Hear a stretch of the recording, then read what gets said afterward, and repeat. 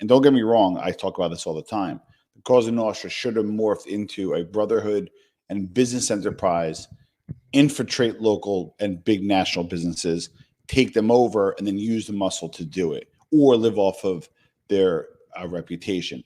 So for authenticity, I give him a 2, and here's why.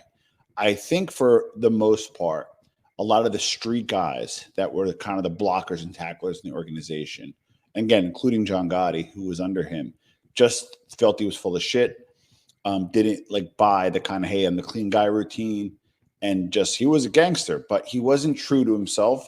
And what happened was that causes issue amongst the ranks. So don't underestimate the power of authenticity. Okay.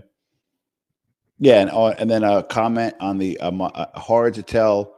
Go Big Paul. How Big Paul did seeing inherited a well-governed family. Okay, vision. Okay, this is where he is strong. Okay, so he knew that although it was a criminal organization, they needed to get out of like the small trucking. They need hijacking. They needed to stay away from drugs. They needed to fortify their finances. They needed to get into different markets. He was controlling a lot of the beef market in New York City, whether it be Western beef, Key Foods, as well as a wholesale. He was trying to corner the chicken market, which he did for the most part in distribution in New York, but he was also doing nationally for Frank Perdue. I didn't give him a 5 on vision because a good leader has peripheral vision. And the fact that he did go see Neil Della Croce on his deathbed to get the permission to visit Gotti, I believe, allegedly, Neil's daughter called John, said he was there, and when he popped in, Castellano was a little surprised, did not or wasn't able to secure Neil's approval, which was super needed at the time. So he just short of 5, but I give him a 4 for vision. Achievement. Okay, so sorry. Okay, achievement.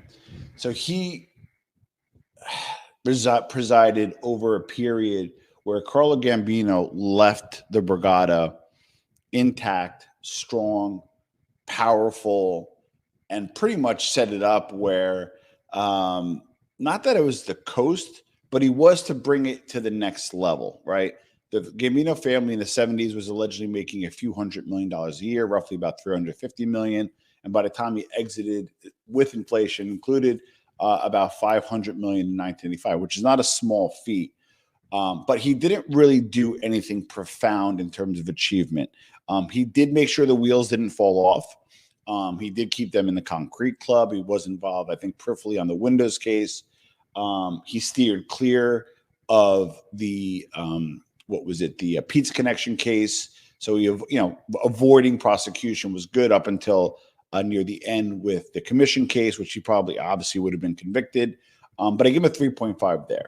Number 3, next is up ownership. Okay, so ownership, I give him a 3, and the reason why I didn't go higher on this one is he seemed to be more of a manager than a leader. He was greedy. He put his hands in a lot of people's pockets, and he kind of overtaxed his team and his people. So that creates dissension and resentment amongst the ranks.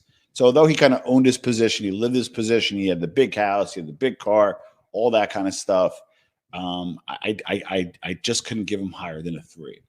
Collaboration. How well do you work with your capos? How well do you work with your soldiers? How well do you work with other organizations, other families, and so forth? I got to give this one a 2. I just think in this scenario, he did not do well. I think that, again, his capos, he had loyal capos, which DeChico was one of them, and it turned on him. He had some loyal capos in Brooklyn. Obviously, he had Jim Faye and those guys. But in my opinion, I think they were big money makers, so a lot of them didn't care about kicking up. But again, those are typically only about 20% of the Brigada. So now you have 80% of the guys that are either street guys or have to kick up or get heavily taxed. Imagine you're a capo having to kick up $100,000